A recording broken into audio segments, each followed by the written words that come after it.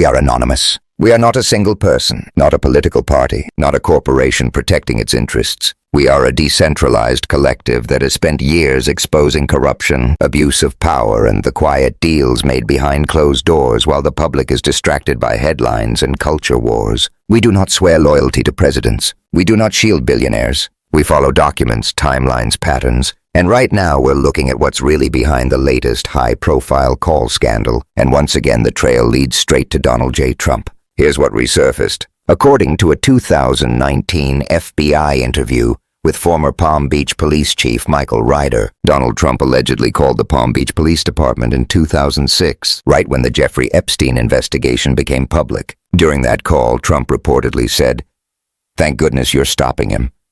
Everybody has known he's been doing this.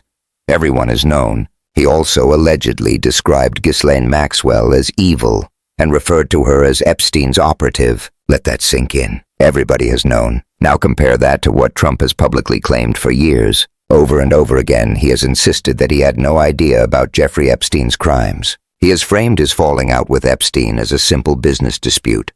According to Trump, Epstein was kicked out of Mar-a-Lago because he was poaching employees from Trump's spa. As recently as last July, Trump told reporters, "The concept of people taking people that work for me is bad.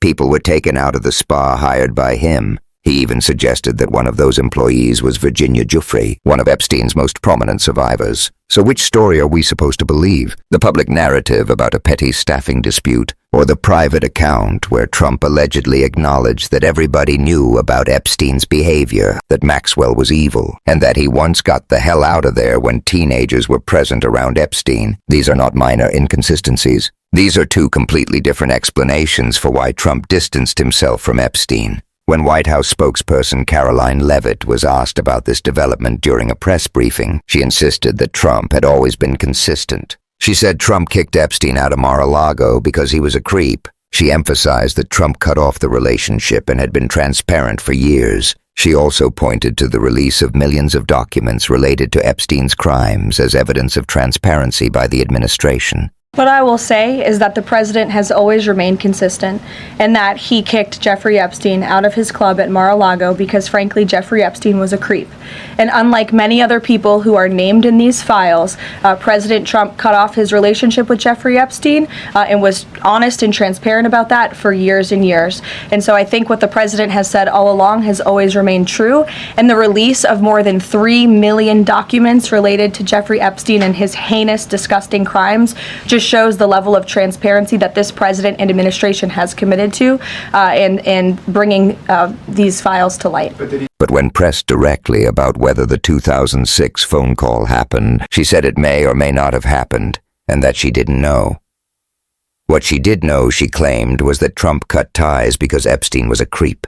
Called the chief in 2006. Reagan. Caroline, did he call the chief? Look, it was a phone call that may or may not have happened in 2006. I don't know the answer to that question. What I'm telling you is that what President Trump has always said is that he kicked Jeffrey Epstein out of his Mar-a-Lago club because Jeffrey Epstein was a creep, and that remains true. And this call, if it did happen, corroborates exactly what President Trump has said from the beginning. And I'm sure many of you, when you read that alleged FBI report, probably thought to yourself, wow, this really cracks our narrative that we've been trying to push about this president for many years. But if the FBI interview summary is accurate, then Trump wasn't just calling Epstein a creep. He was saying that everybody knew. That suggests awareness within elite circles. That suggests knowledge beyond rumor. That suggests he understood the nature of what Epstein was doing long before the full scandal exploded. Let's step back and look at the broader context. Donald Trump and Jeffrey Epstein moved in the same wealthy social circles in the 1990s and early 2000s. There is footage from 1992 at Mar-a-Lago showing Trump and Epstein together at a party laughing and socializing.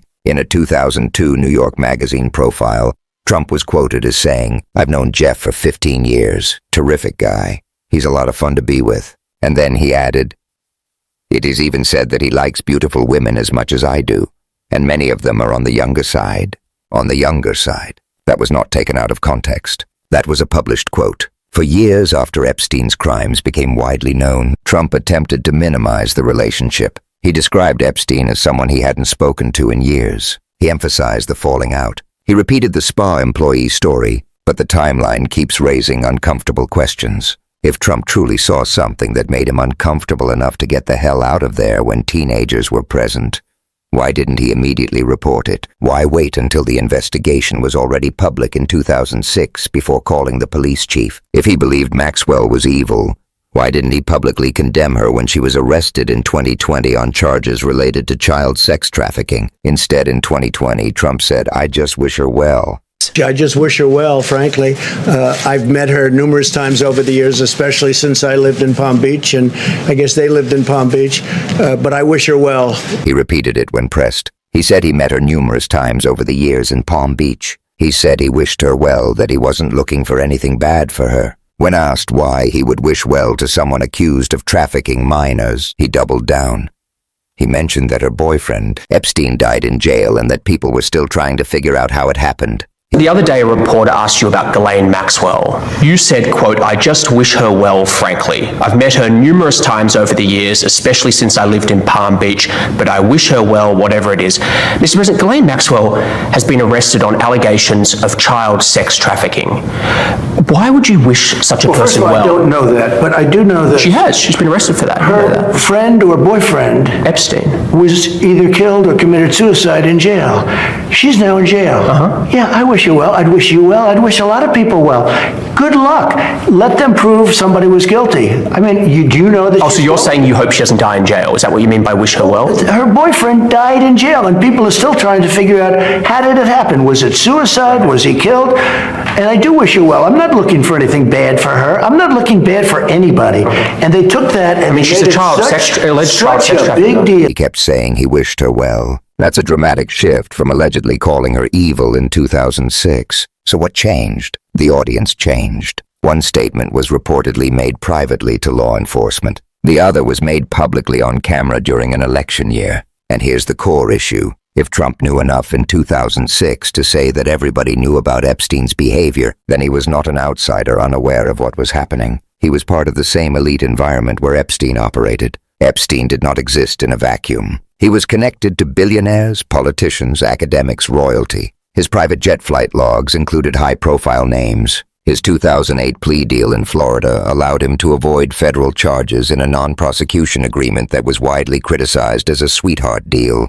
If everybody knew as Trump allegedly said, then that raises disturbing questions about how many powerful people were aware of Epstein's reputation and stayed silent. Silence is not neutral when abuse is involved. Trump's defenders argue that he banned Epstein from Mar-a-Lago and that this proves he took action. But even that story has shifted over time. Sometimes it's about spa employees. Sometimes it's about Epstein being a creep. Sometimes it's framed as a moral stand. The details change depending on the moment. Consistency is not optional when you are dealing with allegations of exploitation and abuse. It is essential. If Trump had publicly said from the beginning, "I saw troubling behavior and I banned him," that would be a defensible position. That would at least align with the alleged 2006 call. But instead, the dominant public narrative for years has been about a business dispute. Why downgrade the reason unless the full truth is more complicated? This isn't about partisan loyalty. It's about accountability. Imagine any other public figure who publicly claimed ignorance about a predator's crimes, only for documents to suggest that privately